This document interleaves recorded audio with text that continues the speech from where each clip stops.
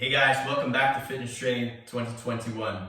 My name is Mike Ballas, and today is all about biceps. So in today's video, I'm going to demonstrate and share 3 specific exercises that you can do either in your home or in the gym that are going to shape and build your respective biceps.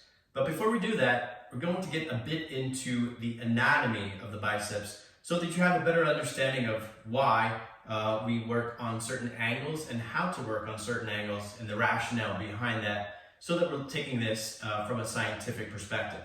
So as I share with you what the biceps look like, this is the short head that I was referring to, right? It's a bit more medial, it's on the inner side, and then there's a long head. The important part to know about the long head is it actually comes up and it inserts into your shoulder complex. So, to make that point more germane, we're actually going to do a different exercise that accentuates the long head going directly into the shoulder complex itself. So with that said, before we start any exercise program, really important to make sure that we're warmed up to prevent and minimize any injuries. So I like to use the resistance band when I'm getting ready to do biceps. And I shared this resistance band with you in one of my prior videos. Very easy to get. This one happens to be about 50 pounds of resistance. So I simply take my legs apart to about shoulder width, and I come up into my first rep. And as you notice, what I'm going to do is I'm going to hold it in an isometric contraction. And I'm going to hold that contraction for approximately 5 to 8 seconds. Then I release, nice and slow. I bring it back up. I squeeze the isometric contraction, and I release, down nice and slow. I personally will do about 8 to 10 of these, and I'll do 2 sets just to make sure that the muscle belly is ready to go. What I'm doing is I'm inserting more blood and oxygen into the muscle so it has the energy required to do the work that I'm about to do with it, but it's also stretching and strengthening and sending signals to my ligaments, tendons, and the complexes in the joint that, hey, let's get warmed up, some additional work is coming. So it's really important to make sure that you do as much as you can to prevent injuries. So with that, I'm going to demonstrate the first exercise today.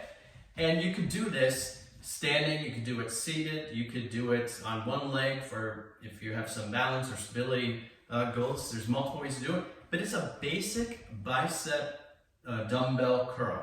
So I'm going to stand with my feet shoulder width apart, my toes are completely forward, my knees are bent, my pelvis is pointed anterior, I'm pushing it forward, my abs are tight, and I'm going to start the exercise and it'll look like this. So now you can see a front on view, and if I turn to my side, you can see a side view of what the muscle and the exercise looks like. So I'm going to drop the weights for a second.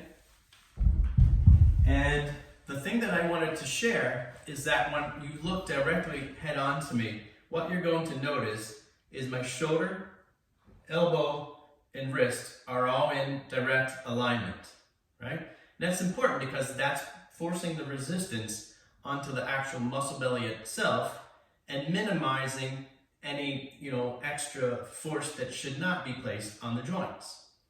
Really important. So from a side perspective, you'll see shoulder and elbow, they stay static, they do not move. The only thing that moves is from my elbow to my wrist, and of course the weight is in my hand. Now, if you were paying attention, you'll notice that I did not come all the way up with the weight. I came about 3/4 of the way up. It looks like this. And what's the reason for that? If you were to come all the way up, you take the pressure or the stress off of the biceps and you put it onto the shoulder, which would be cheating. We don't want to cheat. So we're all about, maximizing the workout and making it as effective as possible. So what you should do is come no more than 3/4 of the way up, hold it, and down slowly. So as we raise this part of the contraction, we raise the weight, this is called the concentric portion of the contraction. As I said, what I prefer to do is I hold that contraction for about 2 to 3 seconds, holding it, isometric contraction, and then I release and bring it down. This is the eccentric portion of the rep. So from the moment that I started the contraction, I get into my isometric hold, eccentric portion coming down. That entire time is what we call time under tension. So there's some type of tension on the biceps, and that's where we make the gains, that's where we make the improvements, that's where we have the performance of the muscle. So you're going to hear me refer to that time under tension in multiple body parts. That's just not for biceps, okay? So that was exercise number 1. As I referred to back when we talked about the anatomy, I said there's a second, or the long head of the biceps, that inserts into the shoulder complex, right? So I want to focus on that a section of the bicep right now. And as I shared with you, on this last exercise we did, I did not move my shoulder to my elbow. What I'm going to do now is introduce my bench. As you can see, I have an incline bench set up right here. And what I'm going to do, and I'll demonstrate what the exercise looks like, I'm going to sit on an incline bench where I have an actual 45-degree angle. So what happens if you look at me from a sideways perspective, by virtue of sitting in that 45-degree angle, it's going to force my shoulders backwards. And now you no longer see my shoulder and my elbow and my hip in alignment. You see my elbow back here. So now that bicep is going to actually do extra work to bring it up to where I need to end it in my ending position. And you're going to see what that looks like. It's that long head of the bicep inserting into the shoulder that's going to do the predominant amount of work in this instance. Hence, that's why we're going to focus on the long head of the bicep with this respective exercise. So I'm going to show you right now, I'll demonstrate what it looks like. And you could do this on a physio ball if you do not have an incline bench in your home gym. So I tend to put my feet up. I'm a big fan of that because it actually protects your low back. If you take a good look, my arms are hanging straight down, and I have extra work to do to bring it up and down. Same thing on the other arm.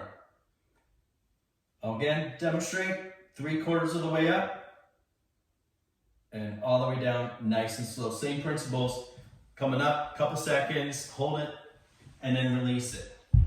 So that's a great exercise, again, for the long head of the biceps.